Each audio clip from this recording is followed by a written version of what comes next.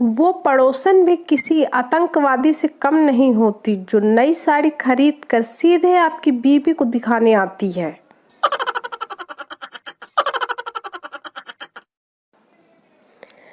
एक दुखी पति अपनी पत्नी का अंतिम संस्कार करके लौट रहा था।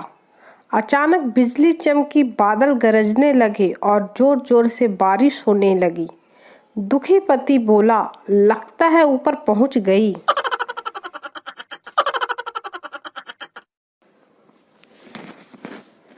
एक औरत कोमा में चली गई। पति मुर्दा समझ के जलाने चला।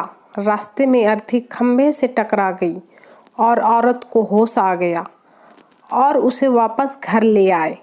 1 साल बाद औरत सच में मर गई। सब लोग राम नाम सत्य बोलते जा रहे थे, लेकिन पति की जुबान पर एक ही बात थी, खंभा बचा के, खंभा बचा के, खंभा बचा के।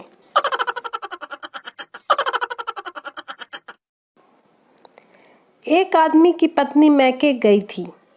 पत्नी पति से फोन पर, जब मुझे तुम्हारी याद आती है तो तुम्हारी फोटो देख लेती हूँ।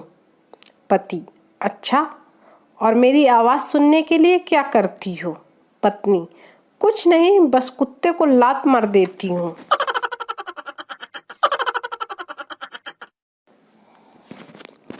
गधा, मेरा मालिक मुझे बहुत पीटता है। कुत्ता, तुम भाग क्यों नहीं जाते? गधा, मालिक की खूबसूरत लड़की जब पढ़ाई नहीं करती तो मालिक कहता है कि तेरी शादी गधे से कर दूंगा। बस इसी उम्मीद से टिका हूँ।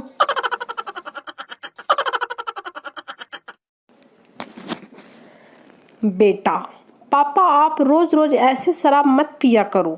पिता प्रवचन की स्टाइल में बोले, पीने दे बेटा, पीने दे। इस धरा का इस धरा पे सब धरा का धरा ही रह जाएगा। क्या साथ लाए थे, क्या साथ लेकर जाएंगे।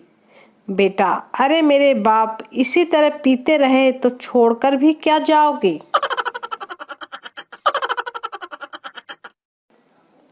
सिपाही, चल भाई, तेरी फांसी का समय हो गया। कैदी, पर मुझे तो फांसी 20 दिन बाद होने वाली थी। सिपाही, जेलर साहब कह कर गए हैं कि तू उनके गांव का है, इसलिए तेरा काम पहले।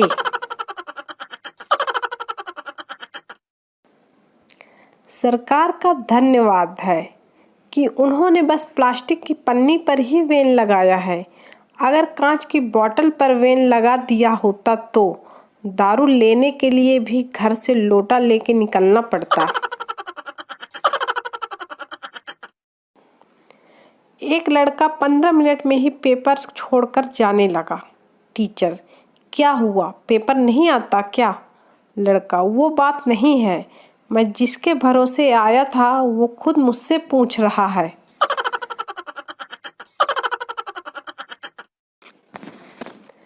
संता का रेडियो खराब हो गया।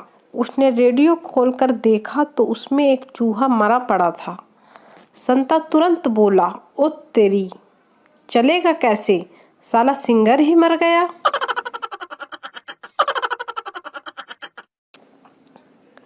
लोग बोलते हैं, दिवाली ना मनाओ, प्रदूषण होगा, होली ना खेलो, पानी बर्बाद होगा, पतंग मत उड़ाओ, पंछी मरते हैं।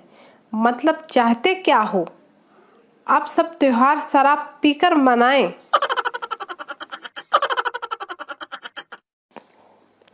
हिंदी भी सरल नहीं है आजकल के बच्चों के लिए। टीचर, राम स्वरूप बीमार था, फलस्वरूप मर गया। सब लोग इसका अंग्रेजी में अनुवाद करो। पप्पू, मास्टर साहब, अगर बीमार राम स्वरूप था तो फलस्वरूप क्यों मरा? टीचर, मूर्ख, इसका मतलब है राम स्वरूप बीमार हुआ, फलस्वरूप मर गया। पप्पू, ले अब तीसरा मर गया। साला जो बीमार है वो क्यों नहीं मर रहा है?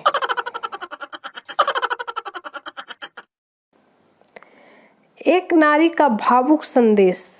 मैं एक बेटी हूँ, मैं एक बहन हूँ, मैं एक बीवी हूँ, मैं एक माँ भी हूँ, पर खबरदार जो किसी ने आंटी बोला तो।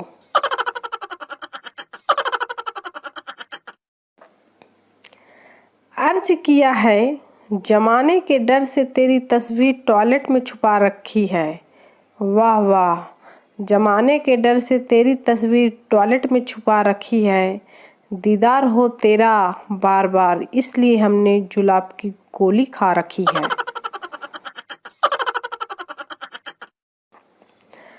पत्नी, पूजा किया करो, बड़ी बलाएं टल जाती हैं।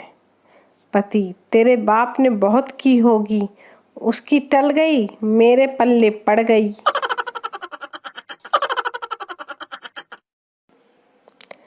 एक बुढ़ा आया, साथ में एक बुढ़िया लाया, होटल में जाकर वेटर को बुलाया। दोनों ने अपना अपना ऑर्डर मंगवाया। पहले बुढ़े ने खाया, बुढ़िया ने बिल चुकाया, फिर बुढ़िया ने खाया, बूढ़े ने बिल चुकाया। ये देखकर वेटर का सिर चकराया। वह उनके पास आया और बोला, जब तुम दोनों में इतना प्यार है तो खाना एक साथ क्यों नहीं खाया? इस पर बुढ़े ने फरमाया, जानी तेरा सवाल तो नेक है, पर हमारे पास दांतों का सेट सिर्फ एक है।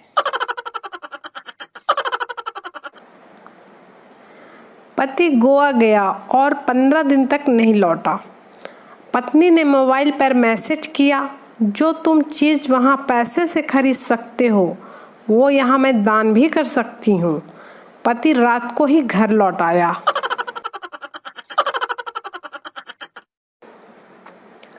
आज बाइक में पेट्रोल डलवाने गया, वहाँ देखा कि लोग अपनी बीवी को पेट्रोल पंप के बाहर मोटरसाइकिल से उतार देते हैं। मैं सोचने लगा कि ऐसा क्यों? फिर मेरी नज़र वहाँ लगे बोर्ड पे पड़ी और मैं बहुत हंसा। लिखा था, आग लगाने वाली चीज़ें दूर रखें।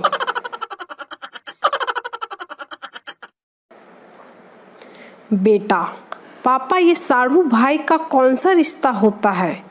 पापा, जब दो अनजान व्यक्ति एक ही कंपनी द्वारा ठगे जाते हैं तो आपस में साढ़ू कहलाते हैं।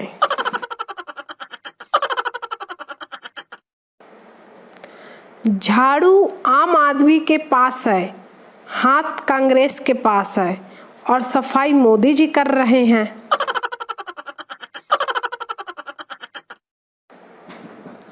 मंडप में दुल्हन को सिर झुकाए बैठा देख एक बुजुर्ग महिला बोली, बहू कितनी सुशील और संस्कारी है, जब से बैठी है सिर नीचे किए हुए है, एक बार भी नजरें उठाकर नहीं देखा।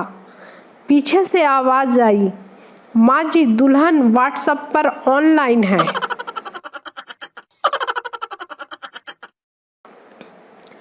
पप्पू अस्पताल की नर्स से, आई लव यू, तुमने मेरा दिल चुरा लिया।